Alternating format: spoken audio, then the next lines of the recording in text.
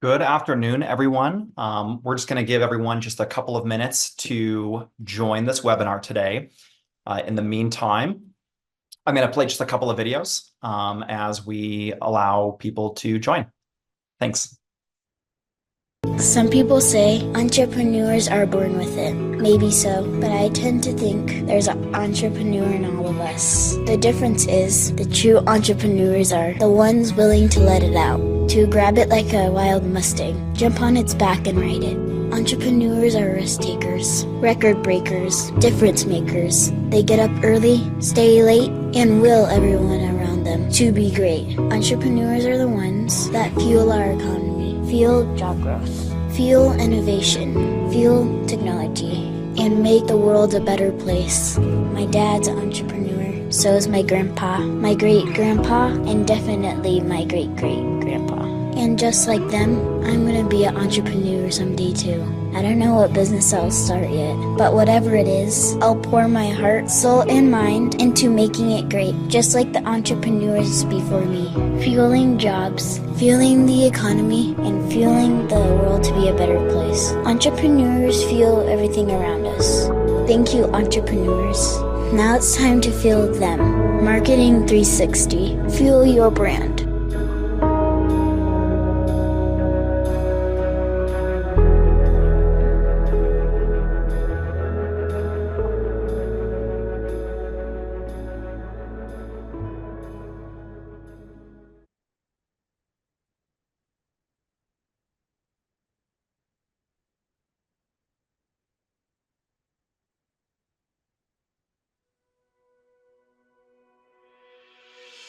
My dad says entrepreneurs are responsible for everything around me, from the technology I use, to the clothes I wear, and the food I eat.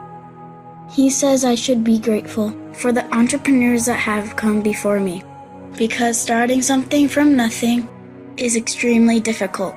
Many do it against all odds. He says entrepreneurs are the courageous ones, the ones that never give up. Never give in, never, never, never. Starting something new takes heart. It takes believing without seeing. My dad says that's faith. He says every organization you see with 10 people, or 100 or 1,000, started with just one. One amazing idea, one brave soul, one perfect partnership, one humble beginning, one heroic mission. And because God inspired the one inspired millions. My dad's an entrepreneur, and someday I'm gonna be an entrepreneur too. And so I pray, dear Lord, the battles I go through life, I ask for a chance that's fair, a chance to equal my strive, a chance to do or dare. If I should win, let it be by the code, with faith and honor held high. If I should lose, let me stand by the road and cheer as the winners go by. Day by day, get better and better, till I can't be beat, won't be beat. Day by day, get better and better, till I can't be beat, won't be beat. Amen.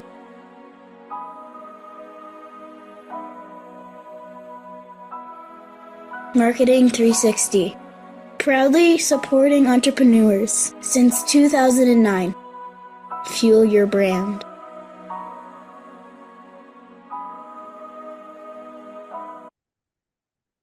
All right, everybody. Well, good afternoon, and thank you for taking the time to join this webinar today.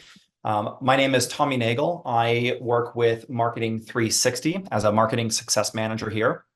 And I just wanted to take a minute to thank our sponsor of this webinar today, Hiscox. Hiscox is a leading specialist insurer with origins dating back to 1901. Part of the Hiscox Group, which has over 3,000 employees in 14 different countries across the world. With over 400,000 small business customers, we understand the unique risks each business faces. Our coverage lets you take the right risks so you can grow your business, even as you protect against what you can't see coming. You can learn more at hiscox.com. Again, I'm going to be your host today. My name is Tommy Nagel. I have been in the digital marketing landscape for over 10 years.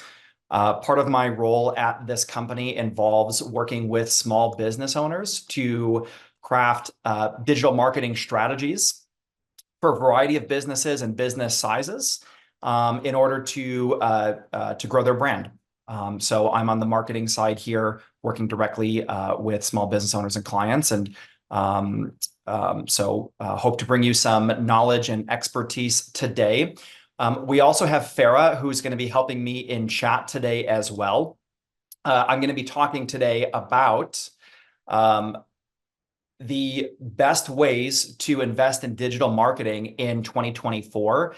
The topics that I'm going to be covering today are going to involve brand marketing, retargeting, inbound search ads, targeted outbound ads, and a shotgun approach to running ads and getting your business found online. If you have questions or comments or things that you'd like me to dive a little bit deeper into, you can use either the question and answer feature within the Zoom chat, or you can use the Zoom chat as well. I'll be keeping an eye on both, and so will Farah. And then if there's topics that come up that I feel that are relevant to the group, we'll go ahead and we'll dive into those as well. So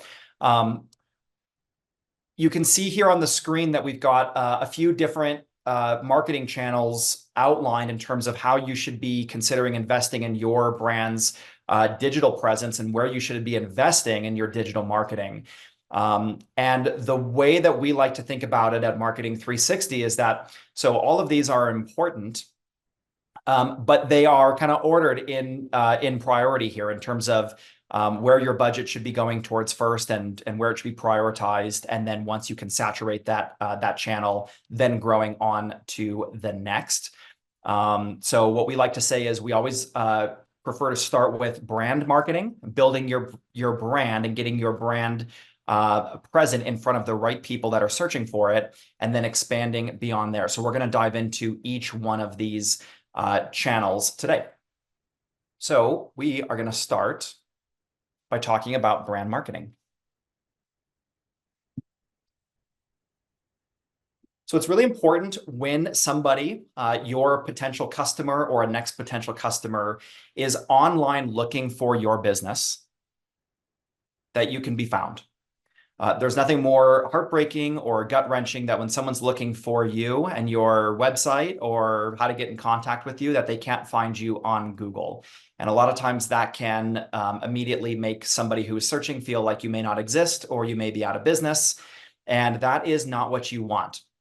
So one of the things that we specialize here in is helping our clients get their brand found on Google for brand search ads. And put simply, what this is making sure that you show up on the top of Google when someone searches your brand name. In the screenshot example that I have here on screen, you can see that somebody searched for the brand of an insurance group, and you can see that that brand is found right on top of the Google search results page. You can see their other pages as well, like their Facebook page, their Yelp page, and then you can even see their Google My Business page over here on the right-hand side of the Google search results. So that is super important to make sure that that you are trying to protect your brand and making sure that you show up when people are searching for you. These types of ads, especially on Google, provide the best ROI because it's the highest form of intent. They're looking directly for you, and you have tons of control over what is displayed. Actually, you have all control over what's displayed when you are running branded search ads on Google. You can control the headlines that are displayed in the ad. You can control the description that is displayed in the ad, and you can control the site links as well that would take people to different sections of your website. The other reason why this is important is because a lot of times your brand and your business, you're a direct competitor to somebody else. And sometimes your competitors who are investing in a digital marketing strategy will incorporate a part of the strategy where they are going to try and show above your brand name. So there are things out there where other businesses will try and bid on your brand name and make it so that anytime someone searches for your brand name, they're going to show above you. And so investing in a branded strategy and making sure that you're taking control of how you show and where you show on Google when your brand is searched is really important. And it also stops your competitors from bidding higher than you and showing above you and potentially gaining your customer from you. The other element of brand marketing that I find extremely valuable, especially in 2024, is your brand's digital reputation. And this may be something that you know is important, but maybe have never really given it too much time or crafted a strategy on how to do it.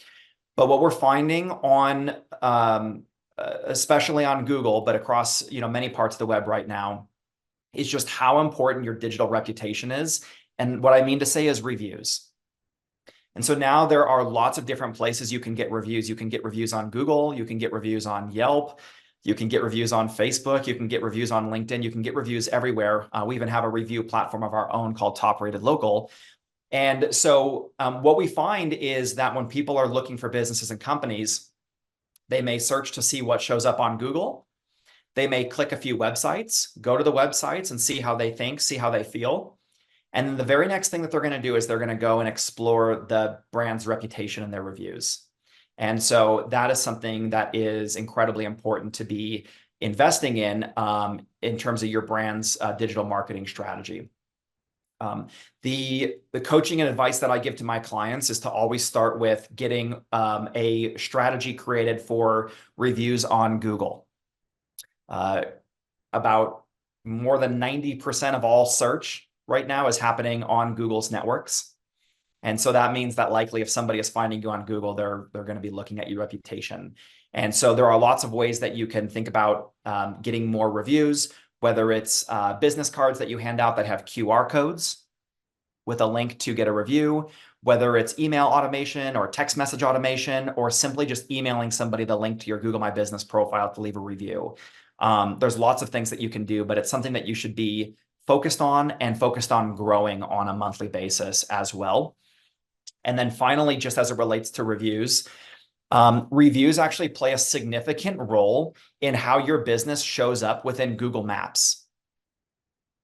So in the past, businesses would show up on Google Maps based on proximity to the person searching. If I were to search for an auto insurance company near me, Google is going to display the businesses that are most close to me. However, this is starting to change as reviews become more critical for how Google even thinks of your business. And so number of reviews, so quantity, and also your overall rating now plays a significant role in how high your business is going to rank on Google Maps. So investing in a review strategy and investing in your Google My Business profile in the form of brand marketing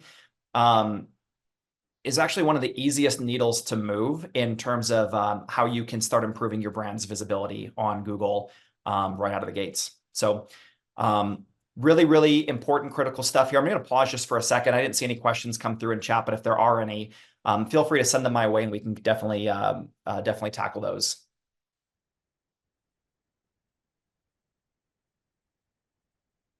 Okay.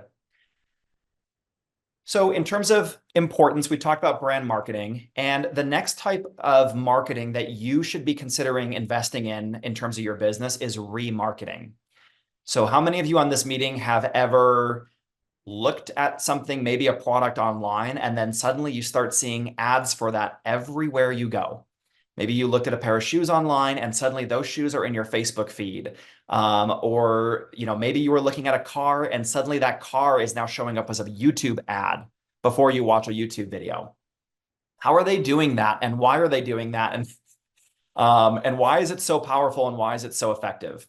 So we know from years and years and years of research and data and trial and error that retargeting is one of the most impactful forms of marketing that you and your business can be investing in.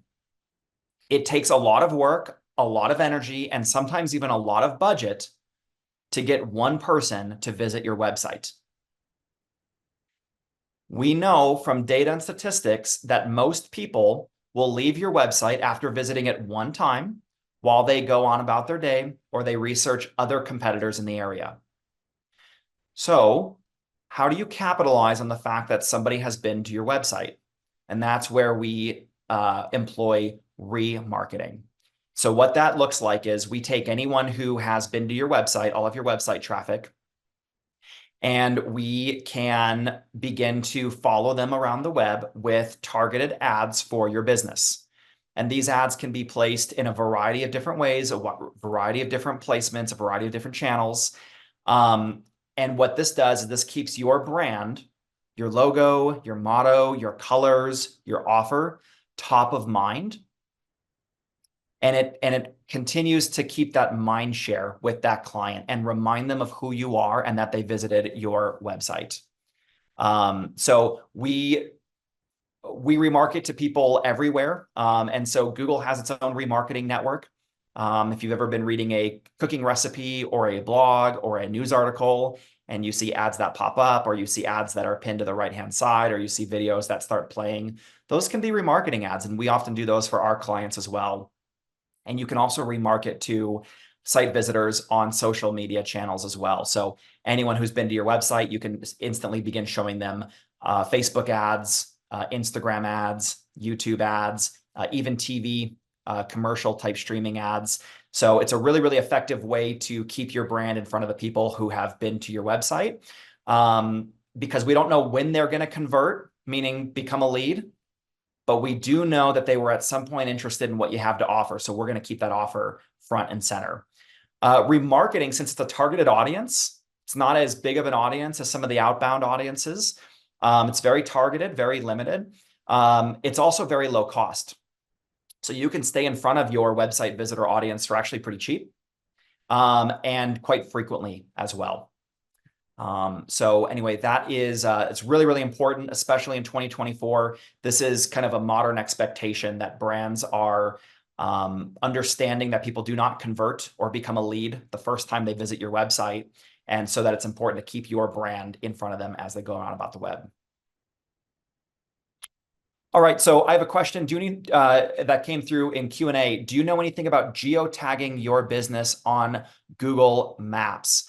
So Heather, that's a really, really great question. Are you talking specifically about, and you can answer me here in chat, geotagging your photos that you upload into your Google My Business in order to improve your ranking for that keyword in that area where the photo was geotagged?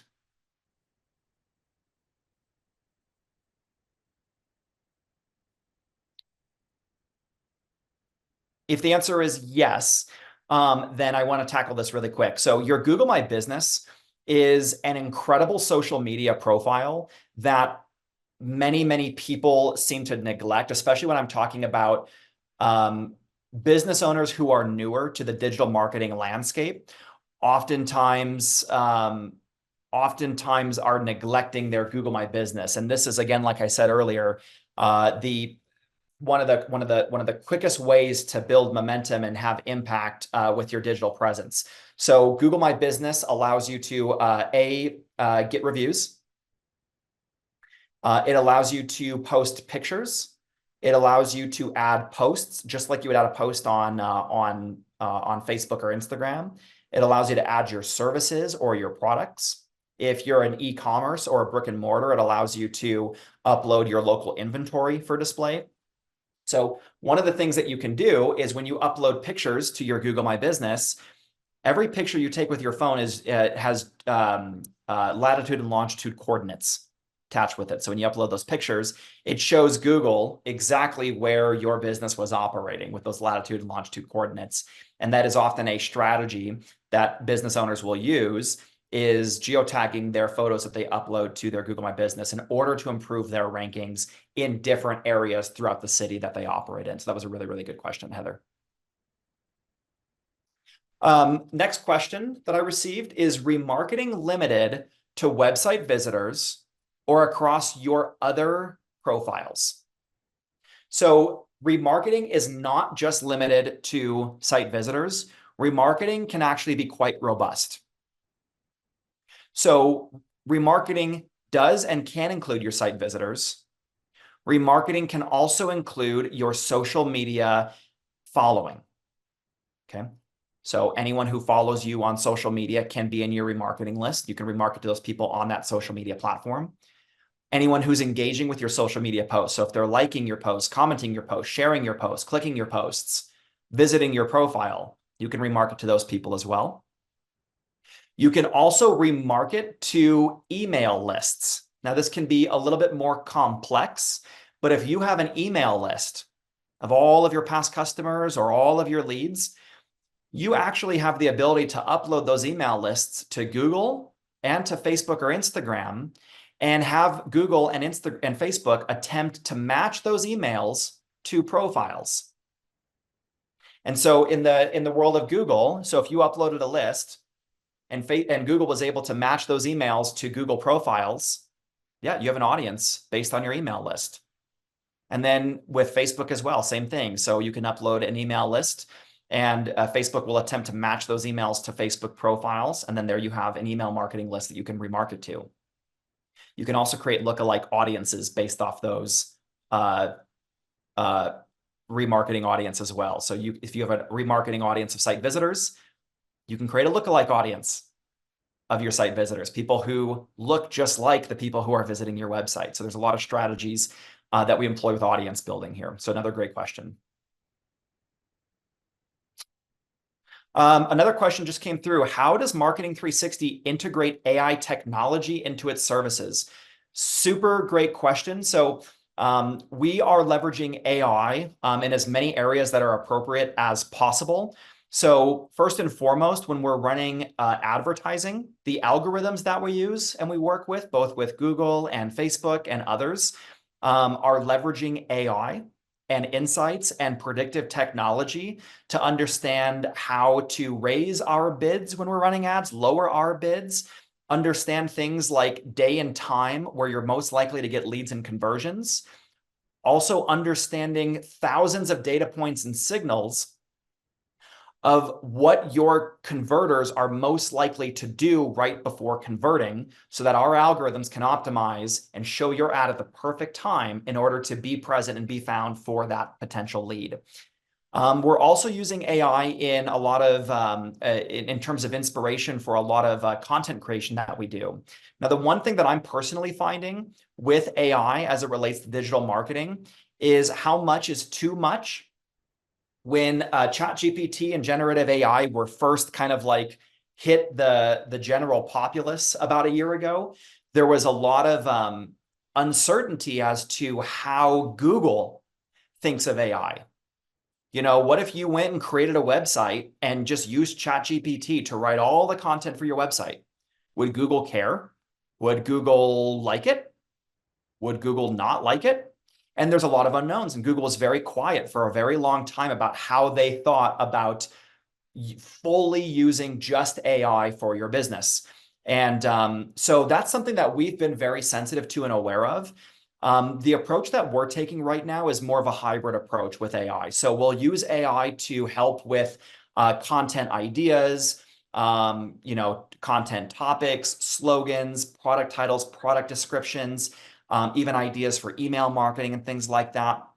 But we have an entire in-house content team of humans that will take some of that AI inspiration, but then give it a human touch as well, so that nothing that we're producing is ever 100% AI.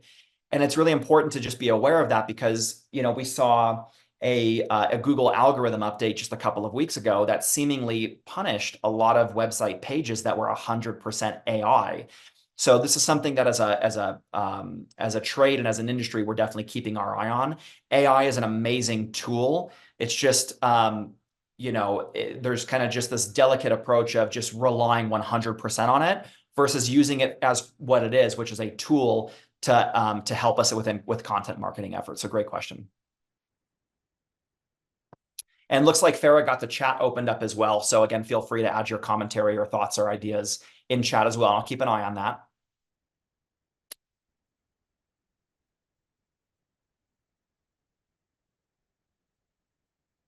All right, sounds good. Well, we're going to keep moving on here. So far we've talked about brand marketing, controlling where your brand shows on Google when people are searching for you by brand name. We've talked about your digital reputation, getting more reviews, and how reviews is actually something that will help you get found better on Google. And going out and getting reviews actually doesn't have to cost you money. It's something that you can start doing right now on your own. Retargeting and remarketing is an incredible way to stay in front of people who have been to your website, and it is a gold standard right now of marketing. If you're not doing it, your competitors are, I promise you. And if you don't believe me, just start going to their website and then seeing what happens on Facebook and on Instagram and on Google as you go on about your day. All right, let's start to get a little bit more robust here with where we think you should be investing your budget for growing your brand in 2024. And the next topic is called inbound search ads. I know up here it says remarketing. I'm going to go ahead and have you just make sure you're reading this as inbound search ads. Okay. So what is an inbound search ad? Well, I'm going to pose a question to the group. How many of you have ever hopped on Google and typed in something you were looking for, and somehow Google knew exactly what you were looking for, and right at the top of the page was exactly the type of business or the type of product you were looking for? And it was perfect, and you clicked it and you went to the website, and maybe you hired that company to do the service you were needing, or you bought the product you were looking for. How did they know to serve you that exact recommendation?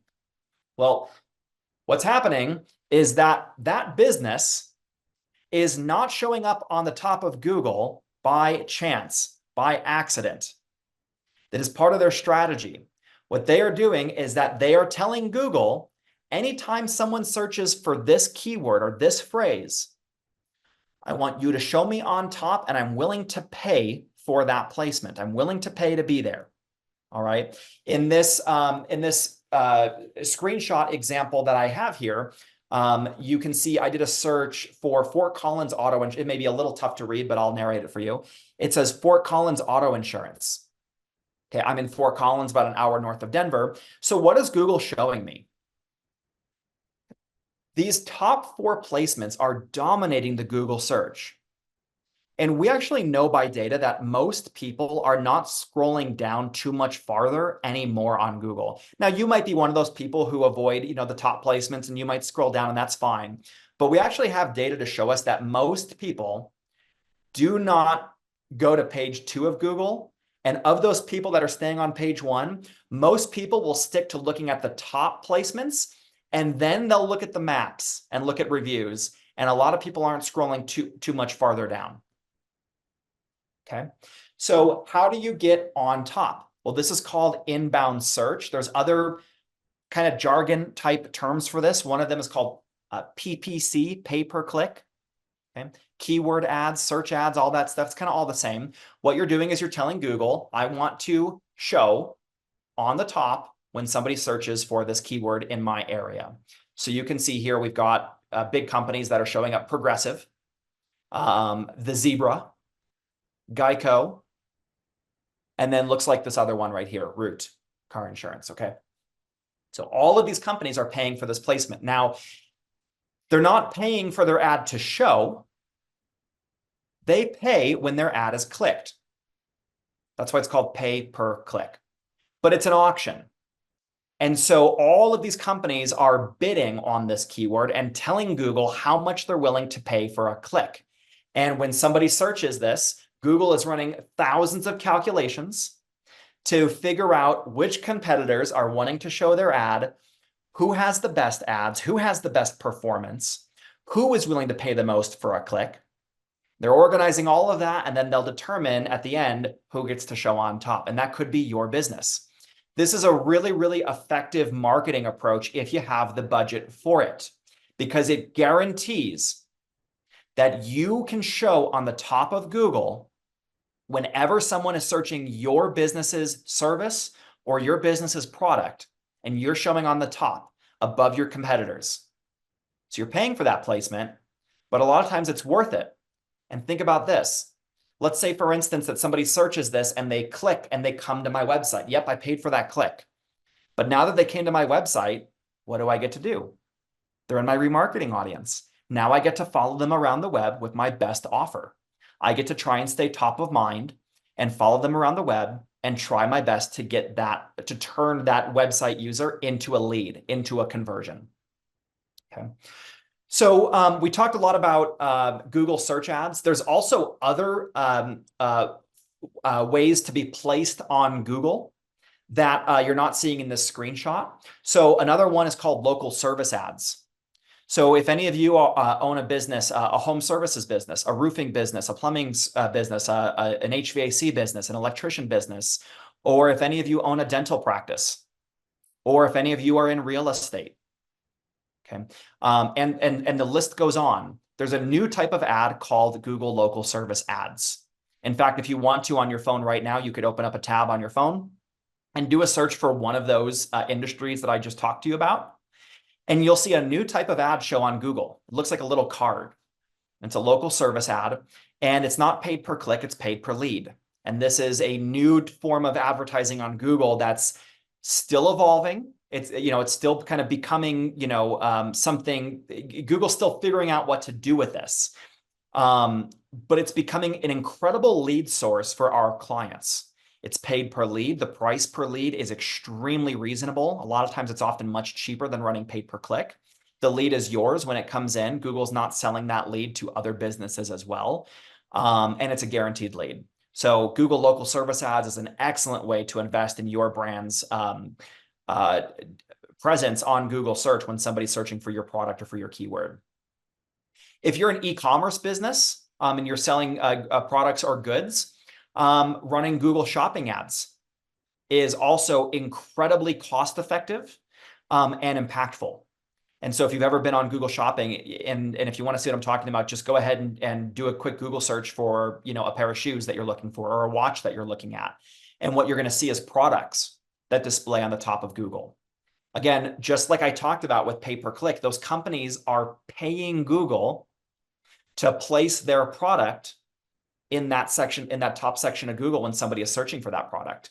And it's a great way to get your product found at the very, very top of Google. All right. So Google Shopping ads from an e-commerce standpoint is also very, very impactful. So when it comes to investing in your brand and your digital presence, if you have the budget for it, investing in your keywords and investing in being on the top of Google is mission critical, because the intent is so high. If they're searching for your product or service, that means they're looking for it.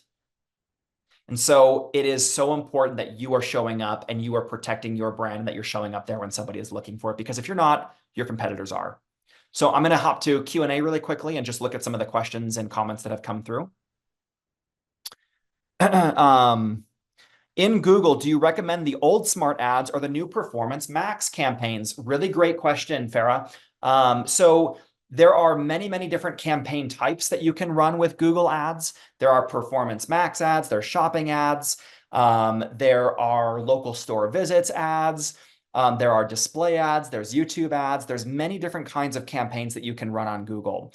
What we have found is that Google is seemingly prioritizing their newer campaign types that are integrating AI into their campaigns.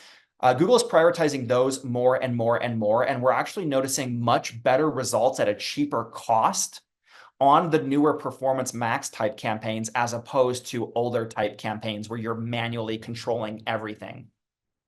Google's kind of moving towards a model where we're giving Google our assets, our headlines, our descriptions, our cost per click, some images, some videos. And Google is using AI to assemble these perfect ads at the perfect placement at the perfect time in order to generate a conversion. So we are noticing much stronger results and performance on Google's newer campaigns as opposed to older ones. So that was a great question. Another question came in. Does it matter how many times you post to Google? People always say you should only post to Facebook once or twice a day.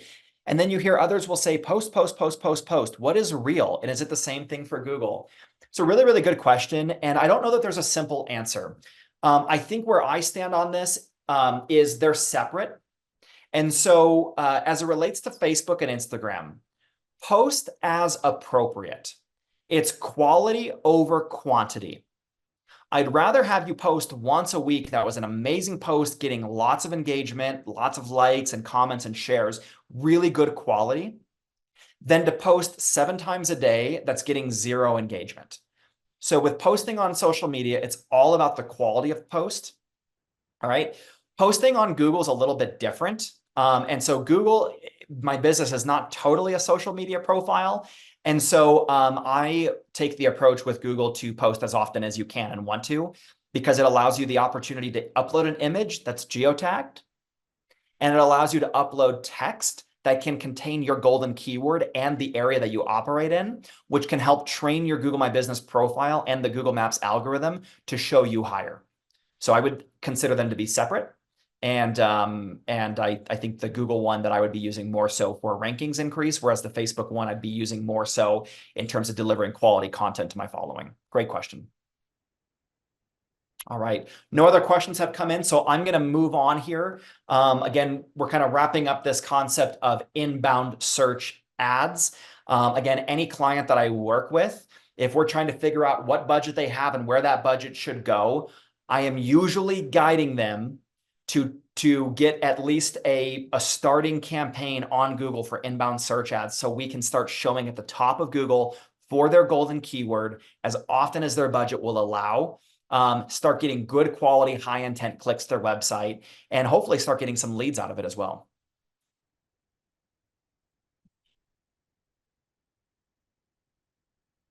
All right, the next thing we're going to move on into is a targeted outbound strategy. Okay. Now, when I use the term outbound, I want to make it really, really clear what outbound means, because the last term that I used was inbound search ads. So the difference between the two, inbound means they are searching for you or your service or your product. They're going to Google looking for your service. That's inbound. Outbound is a different animal. Okay. We pass billboards outside on our way to work every single day. Why are they showing us that billboard, right? I'm not their target audience. Well, right. The goal with outbound is to get in front of as many people as possible to try and get in front of some of the people that could be potentially your next customer. Okay. So when we talk about running ads on social media, so running ads on Facebook, running ads on Google, running ads on TikTok. Okay, these are just some examples of where businesses in a modern sense are running ads. I cannot go show an ad to somebody on Facebook because they just went to Google and searched for a dentist. All right. They're different platforms. So what we do with outbound is we try a targeted strategy by building audiences. So instead of showing your business's ad to everyone, like the billboard that's on the side of the highway, we actually build audiences within Facebook and within TikTok, or even TV ads. We build audiences of who we think our customer is, what age they are, perhaps what gender they are, perhaps what marital status they are, perhaps what income level they are, perhaps where they are in the country, perhaps what their current online behaviors are. Maybe they're interested in certain things that might make them more likely to become my customer. So what we do with social media ads is we build audiences that we think are most likely to become your customer, and then we begin testing those audiences. So what we do is we show ads. You all have probably seen ads on Facebook and Instagram when you're scrolling, and you'll see, some posts from the brands you follow, but then you'll see ads. You'll see ads for products. You'll see ads for services. You see them all the time. So why are you seeing that ad? Well, plain and simple, you currently are fitting into the audience that business thinks is their customer. They think you are their potential customer if they're doing a good job. And if they're not, and they're just showing ads to everybody, then they're kind of wasting their money because they're not being super targeted. So we build audiences based on demographics, and we go ahead and we start running our ads to those people at a daily budget.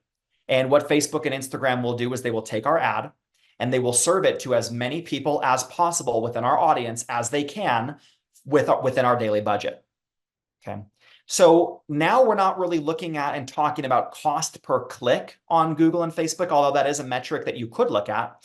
What we're talking about is cost per 1,000 views is a metric that we use when we're talking about outbound display type marketing, where we're taking our image or our video and we're paying to get it into somebody's news feed. That ends up being the metric that we look at is cost per milli, so cost per 1,000 views. So It's important if you're going to do this to do it right and to work on building very, very specific audiences. In fact, as you all are business owners, how many times have you opened up Facebook and Facebook says, hey, we could boost your post, give us $10 and we can get in front of 1,000 people. Should you do that? You know what I mean? Well, when Facebook kind of entices you to do that, you're not actually taking a targeted approach. You're not audience building. Okay, you're not setting demographics and all that stuff. So it's important to make sure that you either have an in-house talent that can operate within Facebook and Meta's business manager suite, build audiences and run targeted ads, or work with an agency also, who can do that. We do meet a lot of clients who come to us who have been spending a lot of money boosting their posts. And they're like, I'm not getting anything from it. And Facebook is just kind of wanting you to experiment with running ads and things like that. So targeted outbound involves getting in front of who you think your audience is at the right time. Outbound can also refer to just running ads as well on social media. I mentioned remarketing audiences earlier. And so this is a part of that too. I mean, a remarketing audience could be a targeted outbound approach. They've been to my website. I'm going to show them an ad. I'm going to give them my best offer. So lots of platforms to do this: Facebook, Instagram, YouTube, LinkedIn, TikTok, Hulu, streaming services, even, like Netflix and, are, offering like ads, now. So, we as an agency can run ad placements on digital TV streaming services. These are all outbound types of ads. So I'm going to hop to chat real quick here and just see if any questions or comments have come in real quick.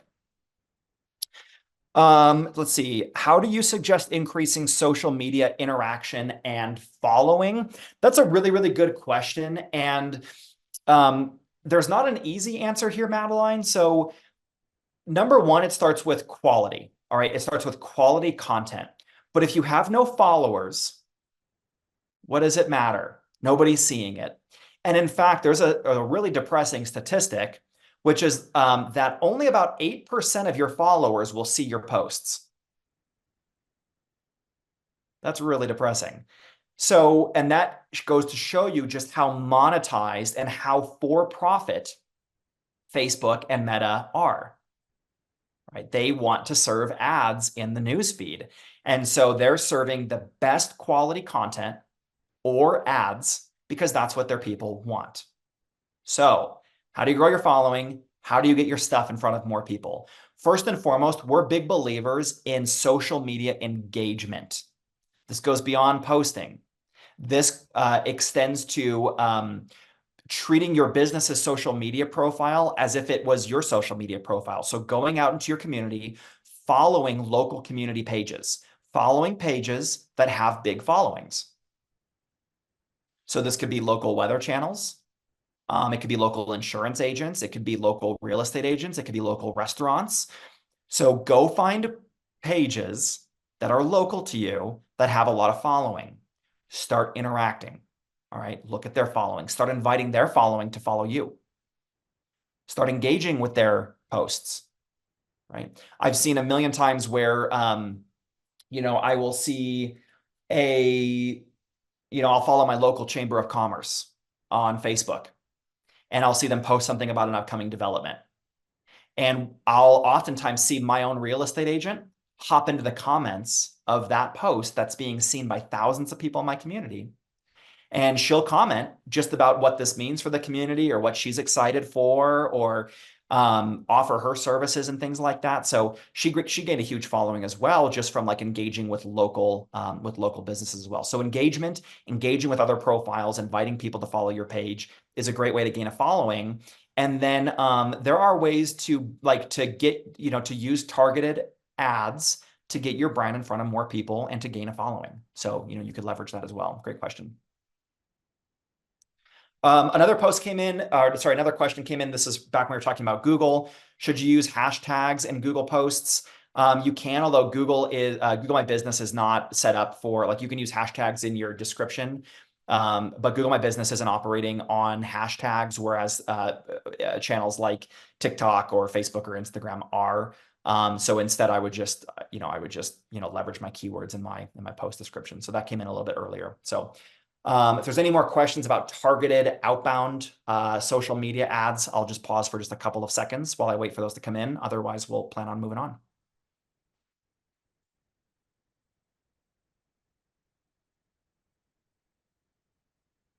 Well, while we wait for those, the last thing that I wanted to talk to you about today, because we have covered a lot, starting from brand marketing all the way to remarketing to inbound search and Google search and all that stuff. Let's say that you've grown so big and you have saturated all of these channels. You have saturated your brand marketing. You are showing up 100% of the time when someone is searching for you by brand. You've saturated inbound search, right? You are showing almost 100% time, someone in your area is searching for your keyword, right? You've saturated remarketing. Everyone who's been to your site is getting remarketed. You've saturated outbound search. So you've got big audiences, you've got great budgets, you've got great campaigns. You're showing ads on social media to all the right people, you're remarketing, and you're still growing and you're still profitable and you've still got budget to explore with. At this point, this is when we recommend a shotgun approach. All right, this is where we go, okay, now let's just plaster our brand out there as often as we can so that everyone knows who we are, right? These are things like Geico and Audible, you've seen them, right? Nike and, Gatorade, right? These are the brands that they have got money to just saturate the market. No matter where you are, you're hearing their brand. Okay? So that's where you start thinking about running TV ads, radio ads, podcast ads, billboard ads, Spotify ads. Unfortunately, here's the thing. A lot of times when we're networking with new clients, we actually found that this is what they're trying first, and then they give up on this and then come to us. And so it's really funny. A lot of times when you only have a limited budget, you think, man, well, what's the best way to use my budget? Maybe I'll just go do a TV ad. Maybe I'll go do a radio ad. And what we find is that just the ROI, return on your investment, the return on ad spend, is so hard to gauge and so difficult to track in these shotgun type approaches that you just don't know what's working. And that's the most frustrating spot to be in as a business owner, is going, I don't know what's working. I don't have the right information. I'm spending a significant amount of money on mailers. I don't know if I should stop, but I don't know if it's working. I don't know how to track it. So we often kind of network with clients who are spending a lot of money on things that they can't track, mailers, things like I just mentioned. And we actually take a different approach. So we actually start with that top-down approach that I talked about today, starting with the things you can control the most, get control of your budget, dial that in, start with the most important things, and then expand from there. Something like this, a shotgun approach, is something that you can do kind of once you've really saturated all of those other channels as well. So that is what I had for an agenda. But awesome engagement here in chat. I'm sure there's still more questions or thoughts or ideas that we could talk about. So I'm going to pause for a second. And if you've got thoughts or comments or things that you want to get my feedback on or my personal hot take, let me know, and I'll try and address those as best as we can. For everyone else, it's been awesome having you on this webinar today. Super thank you to our sponsor, Hiscox, for putting this on. And I really appreciate your time and your engagement in our webinar today. Thank you so much.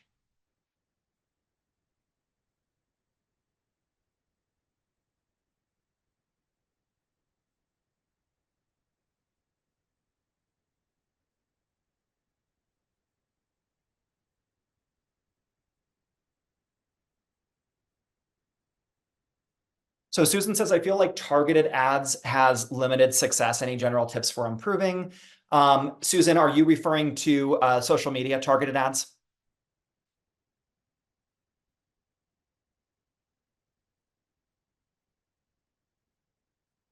Yeah, well, I'll start with Facebook targeted ads. So yeah, we also work with a lot of clients who have been trying, targeted ads on their own, not seeing a lot of success. You have to think about the industry you're in, the product or service you offer, and whether or not people want to see that in their newsfeed on Facebook. Facebook does make it pretty easy for you to hop in and run ads, but a lot of times it's not set up professionally or strategically, and they're kind of just trying to get you to spend money on their platform. And they're telling you that you're getting results when in reality, you're not actually getting leads and new customers and more revenue. So I would consider consulting maybe with a professional or an expert in this industry to take a look at the ads that you've run and maybe consider why they haven't performed. And there could be a number of reasons. I'll just spitball a few. Maybe you weren't targeting the right audience. Maybe the ad creative wasn't enticing, or yeah, I think enticing is a good word. What was the experience after the ad? So when they clicked it, what happened? Was it a Facebook lead form? Did they go to your website? And did you have proper tracking on your website? Meaning, could Facebook actually even see what was happening on your website? And if not, how can Facebook optimize and get better and improve? So a lot of times what we'll see here is clients who are, or customers and small business owners who are trying a lot of this stuff on their own, and you've kind of got some of the basis for it, but maybe the full-on connection isn't perfect. And so there's a lot of reasons why you may not have been seeing the results that you were looking for. Another question came in, is creating an account with ChatGPT worth it? Specifically, the extra things you can do with a paid account. Personally, Madeline, what I would do if I were you is I would use the free version of ChatGPT. I would also watch some YouTube videos on hacks you can do with ChatGPT. So, top 20 things you had no idea ChatGPT could do for you, from organizing your data into table sets for free, helping you create a calendar, helping you write responses to emails, helping you write product descriptions, helping you write blogs, helping you write video scripts for YouTube videos. I mean, there's so much you can do with a free version. I know there's a paid version and there's a lot more things you can do with the paid version. The paid version really connects with a lot of your software. So if you're using things like HubSpot or a CRM or Calendly or booking software, there's a lot of things that you can do with ChatGPT that can connect software. Even ChatGPT can also work with Canva. It can work with Photoshop. So if you're really needing to kind of take it to the next level, then yeah, I think a paid version is worth it. But I think for most of the people that I deal with for what they're doing, the free version is very sufficient. A question came in your opinion, when advertising is a new business in an old industry, would you recommend remaining line with the industry persona image or disruptive advertising? Honestly, Brooke, that's such a complex question that I would recommend a brand expert meet with you about. I would want to know more about your industry. I'd want to look at you. I'd want to look at your competitors. And I'd also want to look at your customers. Because that's the important thing, is who's your customer. So it's an old industry, but is your customer changing? For example, let's just use an old industry like plumbing. But who are your current homeowners? Well, we still have an older generation, that's that are homeowners. We've got a Gen X generation that's homeowners. But I read a recent statistics that millennials are actually taking over as one of the largest demographics of homeowners right now. So it's really important when trying to figure out to keep in line with kind of status quo or disruptive advertising, who's your customer? And it's really funny because I have clients who are very adamant on both sides of that. I have clients that are adamant on the nope, this is our industry, this is how we do it. And I have clients that are very adamant on the disruption. The employees that make up the company are young. The employees that make up our company use technology differently. Millennials, which is a huge generation, really love when companies integrate very easy to use technology into their business. So disruptive marketing is absolutely something that you should be considering, so long as it's appropriate for your demographic.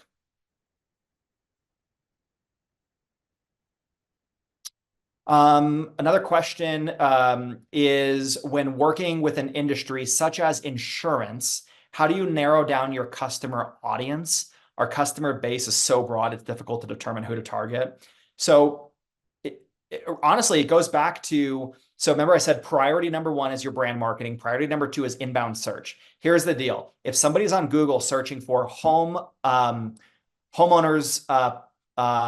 policy, as an example, you need to be there regardless of who they are and what their age is. You need to be there because they're searching for exactly what you have. Your ad needs to be there. It needs to be enticing and compelling. And it needs to take them to a landing page that is really easy to use and really convertible. And so you can play around with maybe targeting different age groups on Google and things like that. But if they're searching for you, they're more interested in the service that you have to offer. But when it relates to targeting on social media, your audience is everything. So I'd actually recommend for you, if you're in the insurance industry, mapping out different customer personas. So map out your millennial demographic, even go so far as to map out your male millennial demographic and who they are, what they're interested in, and target them with ads that are relevant to them. Same thing with a millennial female demographic. Who are they? What are they interested in? All that stuff, and target ads to them. So as long as you're building the right audiences in Facebook and making sure the ad is going to the right audience, that's kind of how I'd start mapping out. And you, as an insurance industry, probably have some data on who your customer archetype is. All right, Heather asked a question. If we were already paying a marketing agency to optimize our Google presence, should we also invest in Google's ad campaigns? Reading between the lines here, Heather, what I'm guessing you're saying is we're paying a marketing agency to do our SEO and work on our organic rankings. But maybe, yeah, okay, perfect, but not running Google ads. So I would talk to your marketing agency about if they offer Google ads support as well. It is important you find an agency that can do all this for you, because a lot of times what I notice is when business owners hire one company to do SEO, one company to do ads, the left hand's not talking to the right hand. And there's no unison here. And so you've got one site managing, or one company managing your website, one company managing ads. I would see if they could do both of them for you and what their pricing would be. Cool. Yeah, great questions.